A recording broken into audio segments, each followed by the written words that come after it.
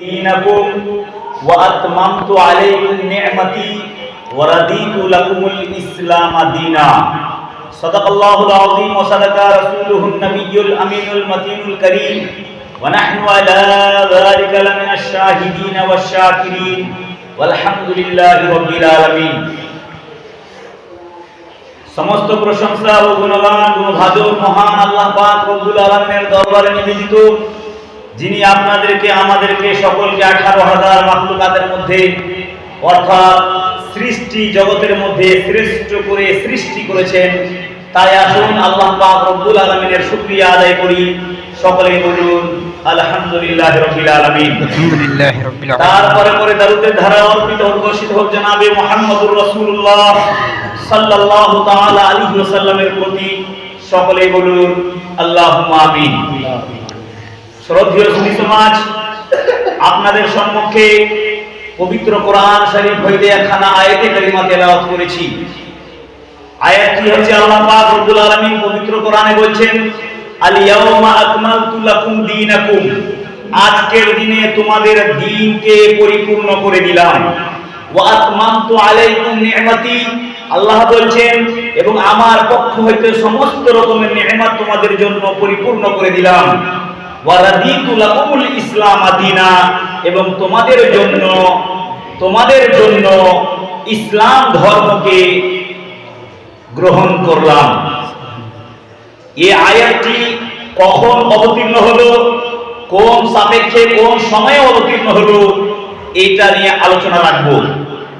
শ্রদ্ধেয় সুধী সমাজ, আল্লাহ পাক রব্বুল আলামিন আমাদের মানুষকে সঠিক পথে চালানোর জন্য হযরতে আদম থেকে নিয়ে আমাদের নবী সাল্লাল্লাহু আলাইহি ওয়াসাল্লাম পর্যন্ত 1 লক্ষ অথবা 2,24,000 নবী এবং রাসূলগণকে পৃথিবীতে প্রেরণ করেছেন। এবং তার সাথে সাথে যে সিলেবাস 104 খানা আসমানি গ্রন্থ দিয়ে পাঠিয়েছেন, 104 খানা। তার মধ্যে প্রধান কিতাব হচ্ছে 4টি, তাওরাত, জাবুর, ইনজিল এবং আল কুরআন। সমস্ত নবীগণ নিজ নিজ আমলে, নিজ নিজ সময়ে, নিজ নিজ এলাকায় ইসলাম ধর্ম প্রচার করেছেন। এবং নবীগণ অনেক আয়ু পেয়েছেন, বয়স পেয়েছিলেন, কিন্তু নবী পাক সাল্লাল্লাহু আলাইহি ওয়াসাল্লাম যেই নবীর আমরা উম্মত, আখির নবী, শেষ নবীর উম্মত, ইনি 63 বছর বয়স বা হায়াত বাহ্যিকভাবে পৃথিবীতে ছিলেন। কত বছর? 63 বছর। সবচাইতে কম বয়স পেয়েছিলেন। কম বয়স পেলে সবচাইতে বেশি উম্মতের সংখ্যা হচ্ছে আখির নবী সাল্লাল্লাহু আলাইহি ওয়াসাল্লামের।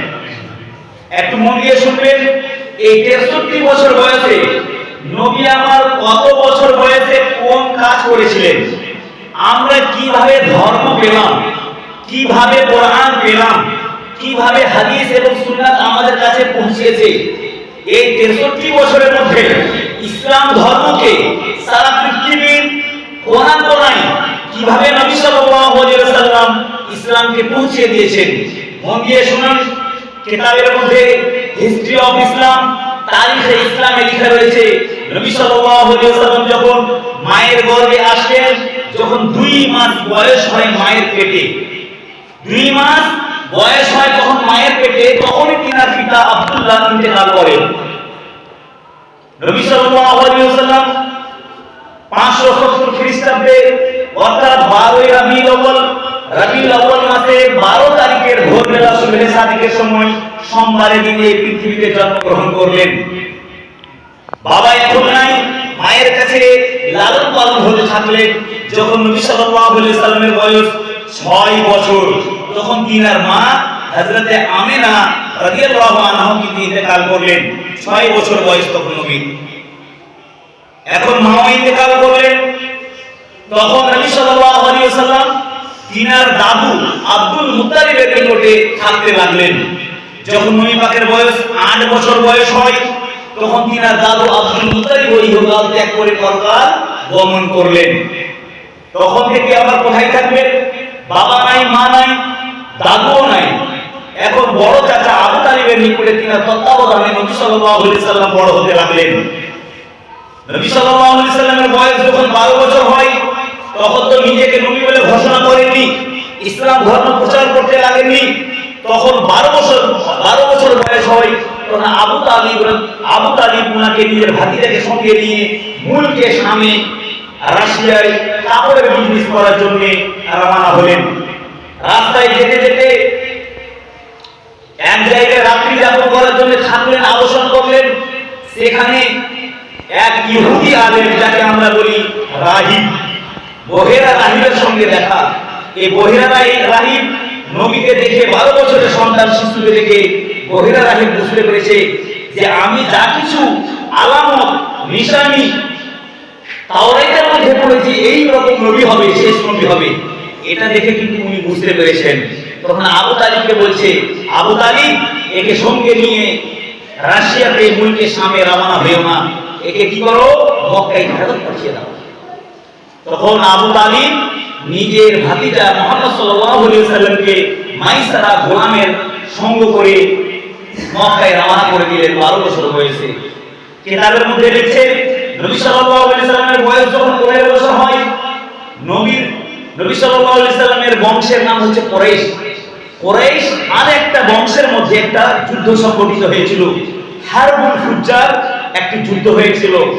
সেই হারবুল ফুজ্জারে যুদ্ধে অংশগ্রহণ করেছিলেন নবী আমার, তখন বয়স ছিল 15 বছর বয়স। কিতাবে লিখছে 15 বছর বয়সে যুদ্ধে নাম লিখিয়েছিলেন, লড়াই করেননি, যুদ্ধ করেননি, কিন্তু তীরগুলো পুড়িয়ে পুড়িয়ে যোদ্ধাদের হাতে দিতেন 15 বছর বয়সে। যখন নবী পাকের বয়স 20 বছর হয়, তখন পৃথিবীর অবস্থা খারাপ ছিল।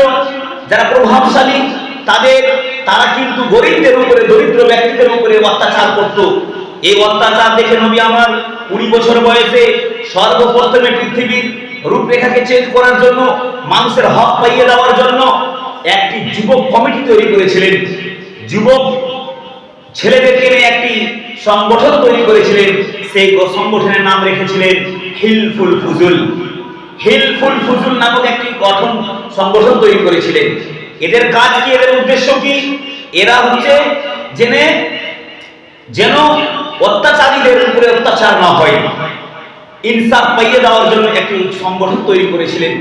নবী সাল্লাল্লাহু আলাইহি ওয়াসাল্লামের চিন্তা ধারণা শিশুকাল থেকে আলাদা। যখন নবীর বয়স 15 বছর হয়, তখন নিজের জীবনের সর্বপ্রথম বিবাহে আবদ্ধ হলেন। খাদিজাতুল কুবরা রাদিয়াল্লাহু তাআলা আনহার সহিত ওনার বিবাহ হয় 25 বছর বয়সে। নবী সাল্লাল্লাহু আলাইহি ওয়াসাল্লামের বয়স যখন 35 হয়, আপনারা শুনেছেন হযরতে আদম থেকে নিয়ে নবী পাক সাল্লাল্লাহু আলাইহি ওয়াসাল্লামের আমল পর্যন্ত কাবা ঘর 11 বার মেরামত হয়েছে। ঝড় বৃষ্টিতে কাবা ঘর ভেঙে পড়ে যেত, যেই নবীর আমলে ভাঙতো সেই নবীর মাধ্যমে কাবা ঘরকে মেরামত করা হতো। বুঝতে পারছেন তো আপনারা? কাবা ঘরকে মেরামত করা হতো। নবী পাকের আমলে যখন নবীর বয়স 35, তখন কিন্তু কাবা ঘর ঝড় তুফানে বৃষ্টিতে ভেঙে পড়ে গিয়েছিল। কিন্তু সেই কাবা ঘরের চারদিকে 4টা বংশের লোক বসবাস করতো মক্কায়। কাবা ঘরে যে হাজরে আসওয়াদ পাথর, জান্নাতি পাথর নিচে পড়ে গেছে, এটাকে উঠিয়ে কাবা ঘরের ওয়ালে যে লাগাবে, এটা নিয়ে ঝগড়া বিবাদ সৃষ্টি হয়ে গেছিল। এত বড় ঝগড়া যে মারপিট, খুনাখুনি, হানাহানি হবে, লড়াই হয়ে যাবে। এত বড় সমস্যাকে কিভাবে সমাধান করা যায়? সবাই হাজির হয়ে গেছে। আর যে বংশের লোক এই পাথরকে উঠিয়ে রাখবে, তারা নিজেকে গর্ববোধ করবে, তারা নিজেদের মধ্যে ফখর এবং গৌরব করবে। এমত অবস্থায় সেই মক্কা নগরে একজন বয়স্ক লোক ছিল, তার নাম হচ্ছে আবু উমাইয়া বিন মুগীরা। অত্যন্ত বয়স্ক লোক ছিলেন। ইনি বললেন, সবাই তোমরা নিজের নিজের বাড়ি চলে যাও। সর্বপ্রথমে বানু সআব দরজা দিয়ে আগামী ভোরের বেলা ফজরের নামাজ আদায় করার জন্য যে মসজিদে প্রবেশ করবে, সেই ব্যক্তি কিন্তু এই হাজরে আসওয়াদ উঠিয়ে কাবা ঘরে লাগিয়ে দিবে। এটা একজন বয়স্ক মানুষ এই কথাটা বললেন। যাই হোক, সবাই বাড়ি চলে গেল, নবী আমার চলে গেলেন। আল্লাহর কি হুকুম, সবাই ঘুমিয়ে গেছে, কারো ঘুম ভাঙেনি। নবী আমার সর্বপ্রথমে এই বানু সআবের এই দরজা দিয়ে মক্কায় প্রবেশ করছেন সর্বপ্রথমে।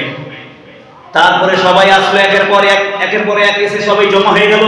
সর্বপ্রথমে যে দাখিল হয়েছে মক্কাতে কাবা ঘরের নিকটে, সেটা হচ্ছে মুহাম্মদুর রাসূলুল্লাহ সাল্লাল্লাহু আলাইহি ওয়াসাল্লাম। এখন নবী আমার ভাবছেন ইসলাম ধর্ম প্রচার করতে হবে, কিভাবে এই সমস্যার সমাধান করা যায়। নবী বললেন, শোনো শোনো, তোমরা 4টা বংশের লোক, 4টা গোত্রের লোক, তোমরা নিজেদের মধ্যে একজন করে সরদার নিয়োগ করো, লিডার নিয়োগ করো, নির্ধারণ করো, আর 4 বংশ থেকে একজন করে সরদারকে এখানে পাঠিয়ে দাও। তখন থেকে আমাদের এই ইসলামিক সমাজের সরদারের প্রথা চালু হয়েছিল, আরম্ভ হয়েছিল। তো নবী আমার সরদার গঠন করতে বলেছিলেন। তখন 4টি বংশ থেকে 4 জন সরদার নিয়োগ হলো, আর সেখানে আসলো কাবা ঘরের সামনে। নবী আমার নিজের চাদরখানা বিছিয়ে দিলেন। বিছিয়ে দেওয়ার পরে হাজরে আসওয়াদ খানা উঠিয়ে চাদরের মাঝখানে রাখলেন। নবী আমার বললেন, হে 4 জন সরদার, তোমরা 4টি চাদরের কোনাকে ধরে নাও আর নিয়ে চলো কাবা ঘরের নিকটে। এই 4 জন সরদার মিলে চাদরকে ধরে সেই পাথরকে আল দিয়ে নিয়ে গিয়ে কাবা ঘরের যেখানে লাগাতে হবে কর্নারে, সেখানে নিয়ে উপস্থিত হলো। নবী আবার বলছে, আরো চাড়ো, আরো উঁচু করো। ওখান থেকে নবী আমার এই হাজরে আসওয়াদ পাথরখানা নিয়ে কাবা ঘরের দরজায়, কাবা ঘরের এক কোণাকে লাগিয়ে দিলেন। এইভাবে এত বড় সমস্যার সমাধান করেছিলেন 35 বছর বয়সে নবী আমার। নবী সাল্লাল্লাহু আলাইহি সাল্লামের বয়স যখন 40 হয়, গারে হিরা জাবালে নূর পাহাড়ে আপনারা হাজী যিনারা আছেন, উমরা হাজী হোক বা বড় হজ করেছেন যিনারা, সবাই হয়তো জানেন, দেখেছেন, দিয়েছেন। গারে হিরা জমিন থেকে ওই পাহাড়ের উপরে পৌঁছতে 1.5 ঘন্টা লাগে পায়ে হেঁটে। গাড়ির কোনো ব্যবস্থা নাই। সেই পাহাড়ের উপরে 6 মাস 16 দিন ধরে ইবাদত করতে মগ্ন হলেন। ইবাদত করাকালীন আল্লাহ পাকের পক্ষ হইতে হযরতে জিবরিল আমিন ফেরেশতা সর্বপ্রথমে কোরআন নিয়ে উপস্থিত হলেন। ইকরা বিসমি রাব্বিকাল্লাযী খালাক, সূরা আলাকের 5টি আয়াত নিয়ে হযরতে জিবরিল আমিন সর্বপ্রথমে কোরআনের ভাষা নিয়ে উপস্থিত হইলেন। 40 বছর বয়স। এই 40 বছর বয়সে নবী আমার কোরআন পাওয়ার পরে পরে সেখান থেকে নেমে আসলেন মক্কার সামনে একটা সাফা পাহাড় আর একটা আছে মারওয়া পাহাড়, যেখানে হাজিরা দৌড় লাগায়, চক্কর লাগায়। সেখানে চক্কর লাগানোটা হচ্ছে ওয়াজিব। যদি কোনো উমরা হাজি বা বড় হজ আদায়কারী যদি ওখানে চক্কর না লাগায়, হজ সম্পূর্ণ হবে না। সেই সাফা পাহাড়ের উপরে নবী আমার দাঁড়িয়ে বলছেন, লা ইলাহা ইল্লাল্লাহ ইন্নী মুহাম্মাদুর রাসূলুল্লাহ, আল্লাহ ছাড়া কোনো উপাস্য নাই, নিশ্চয় আমি মুহাম্মদ আল্লাহ পাকের প্রেরিত রাসূল। ইসলাম ধর্ম প্রচার করতে লাগলেন 40 বছর বয়সে। নবী আমার 3 বছর ধরে লুকায়িত ভাবে, লুকিয়ে লুকিয়ে, আস্তে আস্তে এক একটা গোত্রের বাড়ি বাড়ি গিয়ে ইসলাম ধর্ম প্রচার করতে লাগলেন। কোরআনের বাণী, হাদিসের বাণী শিক্ষা দিতে লাগলেন। এইভাবে 3 বছর ধরে দিলেন। যখন নবী পাকের বয়স 43 বছর বয়স হয়, তখন প্রকাশ্যে প্রত্যেকটা জায়গায় প্রকাশ্যে ইসলাম ধর্ম প্রচার করতে লাগলেন 43 বছর বয়সে। কিতাবের মধ্যে লিখছে, যখন নবী পাকের বয়স 46 বছর বয়স হয়, মক্কার কাফেররা, মক্কার মুশরিকরা নবীর প্রতি এবং যে সমস্ত মানুষেরা ইসলাম ধর্ম গ্রহণ করেছিলেন তাদের প্রতি বাইকট জারি করেছিল। বাইকট আবার কি?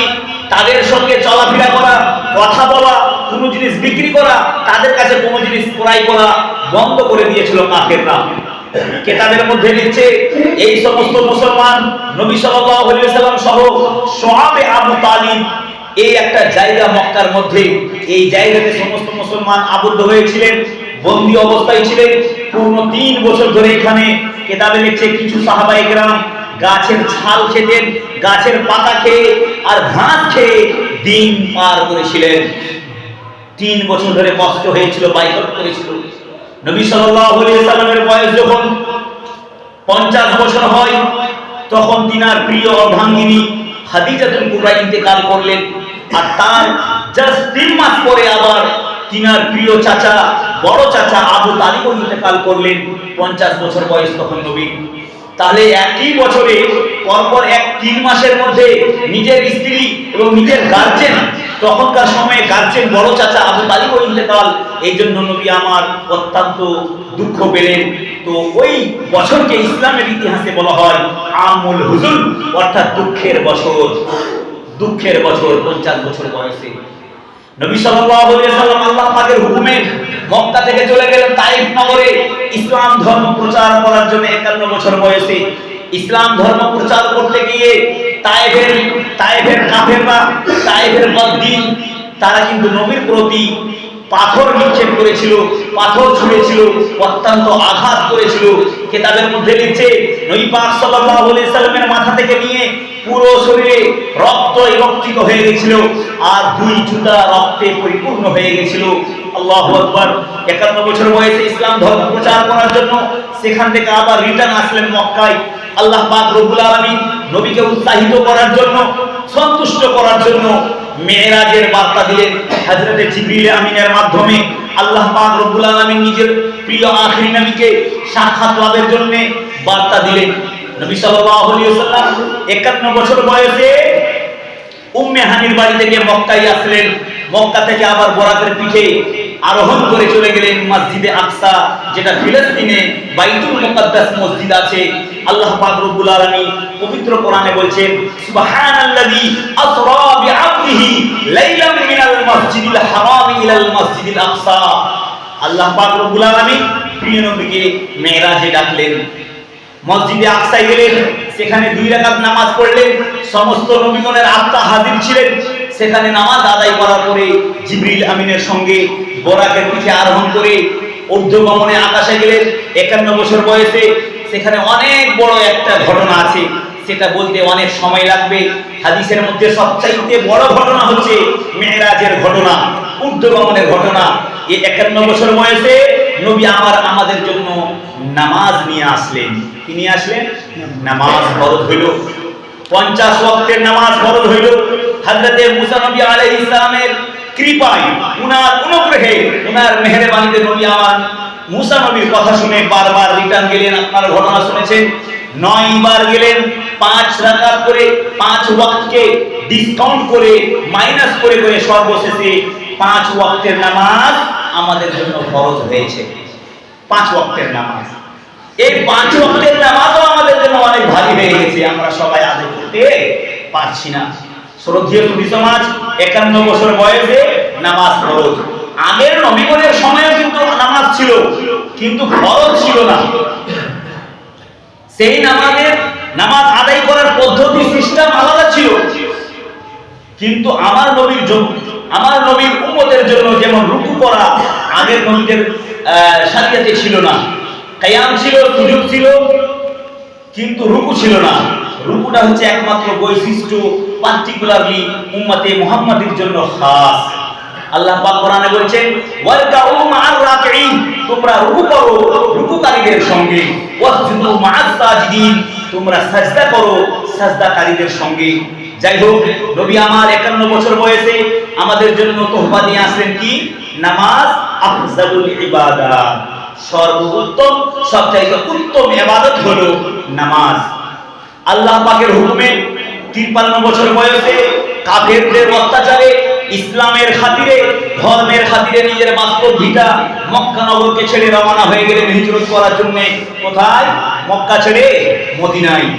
53 বছর বয়সে মদিনায় গেলেন, সেখানে ইসলাম ধর্ম প্রচার করতে লাগলেন। কিতাবের মধ্যে লিখছে যখন নবী পাকের বয়স 54 হয়, তখন ইসলাম ধর্ম প্রচার করার জন্য আল্লাহ পাকের হুকুমে বদরের যুদ্ধ সংঘটিত হয়েছিল 54 বছর বয়সে। 55 বছর বয়সে উহুদের যুদ্ধ সংঘটিত হয়েছিল। 56 বছর বয়সে খান্দাকের যুদ্ধ সংঘটিত হয়েছিল। 57 বছর বয়সে সুলহে হুদাইবিয়ার সন্ধি লাভ হয়েছিল। এটা কি আবার মদিনায় যখন নবী আমার আসলেন, সাহাবায়ে কেরাম মদিনায় আসলেন, ইনাদেরকে মক্কায় গিয়ে উমরাহ করতে দিবেন না, হজ করতে দিবে না কাফেররা। এটা একটা চুক্তিবদ্ধ হয়েছিল, সন্ধি লাভ হয়েছিল।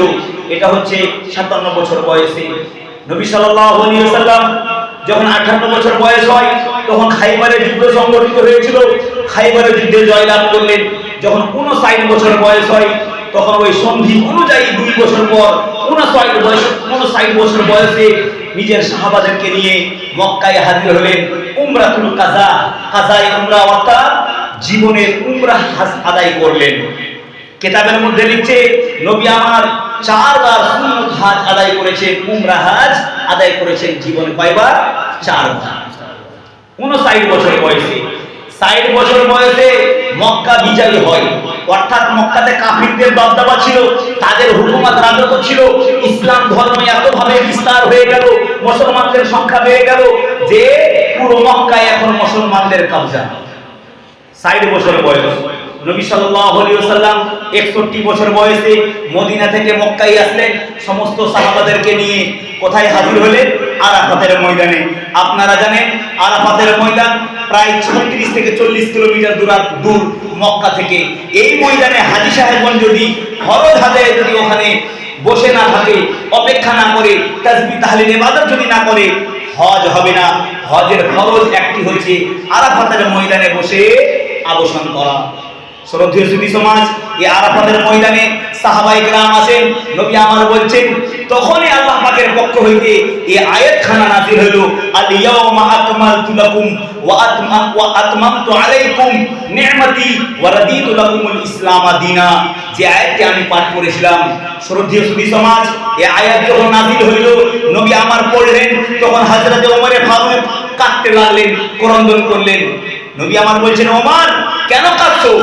তখন হযরত উমর রাদিয়াল্লাহু তাআলা আনহু বলতে লাগলেন, ইয়া রাসূলুল্লাহ, ইয়া হাবিবাল্লাহ, আজকের এই আয়াত শুনে মনে হচ্ছে আপনি আর বোধহয় আমাদের মাঝখানে থাকবেন না, হয়তো আপনি বিদায় নিয়ে নেবেন। নবী আমার বলছেন, হয়তো আমি বিদায় নিয়ে নিতে পারি। এই জন্য 61 বছর বয়সে বিদায় হজ হয়েছিল, অর্থাৎ নবী পাকের জীবনের শেষ হজ, বড় হজ আদায় করেছিলেন এই আরাফাতের ময়দানে। আর এই আয়াতখানা নাযিল হয়েছিল সেই বিদায় হজের আরাফাতের ময়দানে। নবী আমার অনেক ভাষণ দিয়েছিলেন, তার মধ্যে আর একটি বলেছিলেন, ক্বালা রাসূলুল্লাহি সাল্লাল্লাহু আলাইহি ওয়াসাল্লাম তারাকতু ফিকুম আমরাইন।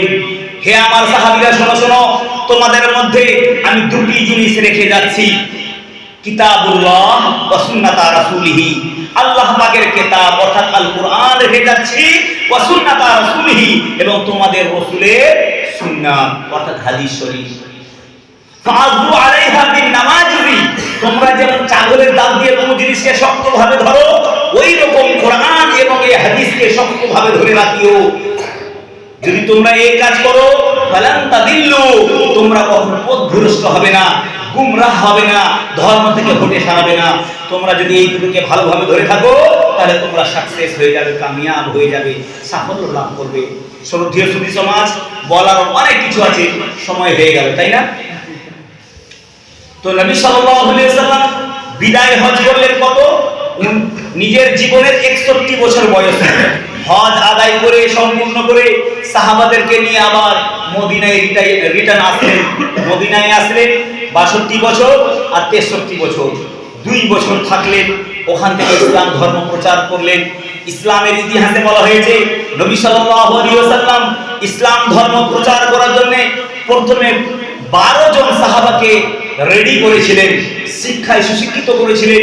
ইসলামের মানুষের জন্ম থেকে নিয়ে কবরবাসী হওয়া পর্যন্ত সমস্ত রকমের প্রয়োজনীয় মাসলা মাসাইল, ইসলামের নিয়ম নীতি শিক্ষা দিয়েছিলেন 12 জন সাহাবীকে।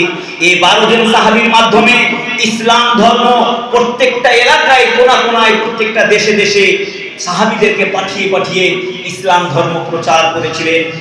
সমস্ত নবীগণের মুজিজা রয়েছে, অলৌকিক ঘটনা রয়েছে, যে অলৌকিক ঘটনার মাধ্যমে মানুষ নবীকে বিশ্বাস করে কালমা পড়ে মুসলমান হয়েছিলেন। কিন্তু সবচাইতে বেশি অলৌকিক ঘটনা, মুজিজা পেয়েছিলেন প্রিয় নবী সাল্লাল্লাহু আলাইহি ওয়াসাল্লাম। ইতিহাসে লেখা রয়েছে নবী সাল্লাল্লাহু আলাইহি ওয়াসাল্লামের টোটাল মুজিজার সংখ্যা হচ্ছে 6000। 6000 মুজিজা কি বুঝতে পারলেন? এক ইহুদি এসে, কাফির এসে বলছে, তুমি যদি নবী হও তাহলে এই আকাশের চাঁদকে 2 খণ্ড করে দেখাও, আমি ইসলাম ধর্ম গ্রহণ করব। নবী আমার বললেন ঠিক আছে। নবী আমার ইশারা করলেন আঙ্গুল দিয়ে, আকাশের চাঁদ 2 খণ্ড হয়ে গেল। কিছুক্ষণের মধ্যে আবার জোর লেগে গেল। এই দৃশ্য দেখে সেই কাফির কালমা পড়ে মুসলমান হয়ে গেল। এই যে একটা মহান ব্যাপার, অস্বাভাবিক একটা জিনিস, যেটা মানুষের পক্ষে সম্ভব নয়, কিন্তু আল্লাহ পাকের দাওয়ার হিকমতে, আল্লাহ পাকের দাওয়া পাওয়ারের মাধ্যমে নবী আমার যেটা চাইলে সেটাই হয়ে যাওয়া, এটাই হচ্ছে মুজিজা। মানুষের পাওয়ারের মধ্যে না, শক্তির মধ্যে না, কিন্তু নবী যেটা চাইলেন, ভাবলেন যেটা হয়ে যাক, সেটাই সঙ্গে সঙ্গে হয়ে গেছে, এটাকে বলা হয় মুজিজা। এইরকম ৬০০০ মুজিজা আছে। নবী সাল্লাল্লাহু আলাইহি ওয়াসাল্লাম মুজিজা ৬০০০ এর মধ্যে সবচেয়ে বড় মুজিজা হচ্ছে আল কোরআন। কি বলে? কোরআন। কোরআন হচ্ছে সবচেয়ে বড় মুজিজা। নবী সাল্লাল্লাহু আলাইহি ওয়াসাল্লাম ইসলাম ধর্ম প্রচার করেছেন, আর নিজের জীবনে সাহাবীদের পিছনে নামাজ পড়েননি, নিজেই ইমামতি করতেন। কিন্তু কিতাবের মধ্যে লেখা রয়েছে নবী সাল্লাল্লাহু আলাইহি ওয়াসাল্লাম দুইজন সাহাবীর পিছনে মুক্তাদি হয়ে ফরজ নামাজ আদায় করেছেন। এক হচ্ছে ইসলাম ধর্মের প্রথম খলিফা হযরতে আবু বকর সিদ্দিক রাদিয়াল্লাহু তাআলা আনহু, আর এক হচ্ছে আশারায়ে মুবাশশারা, যে 10 জন সাহাবীকে নবী আমার খুশখবরি জান্নাতের সুসংবাদ দিয়েছিলেন পৃথিবীতে থাকাকালীন। সেই 10 জনের মধ্যে একজন হচ্ছে আব্দুর রহমান বিন আউফ। হযরতে আবু বকর সিদ্দিক এবং আব্দুর রহমান বিন আউফ, এই দুইজন সাহাবীর পিছনে নবী আমার নামাজ আদায় করেছেন। নামাজ আদায় করার পরে বললেন, হে আবু বকর শোনো শোনো, হযরতে আদম থেকে নিয়ে যত নবী এবং রাসূল পৃথিবীতে এসেছে সমস্ত নবীগণ ইন্তেকালের পূর্বে নিজের উম্মতের পিছনে নামাজ আদায় করেছেন। আমিও আজকে তোমার পিছনে মুক্তাদি হয়ে নামাজ আদায় করলাম। বুঝতে পারছেন? এখান থেকে বুঝে গেল যে আমরা যে ইমামতি করি, এখানে আলেম হতে পারে, সাধারণ মানুষ হতে পারে। একজন আলিম নামাজ পড়ছে, আর একজন আমার চাইতে বেশি ইলমওয়ালা, বেশি অভিজ্ঞতাওয়ালা, ও আমার পিছনে কাতার বেঁধে নামাজ আদায় করতে পারে। বুঝতে পারছেন? শিক্ষা দেওয়ার জন্য, তালিমের জন্য, জগৎবাসীকে শিক্ষা দেওয়ার জন্য নবী আমার শেষে ইন্তেকালের পূর্বে সাহাবীর পিছনে দাঁড়িয়ে নামাজ আদায় করেছেন। যাই হোক, সময় হয়ে গেল। আল্লাহ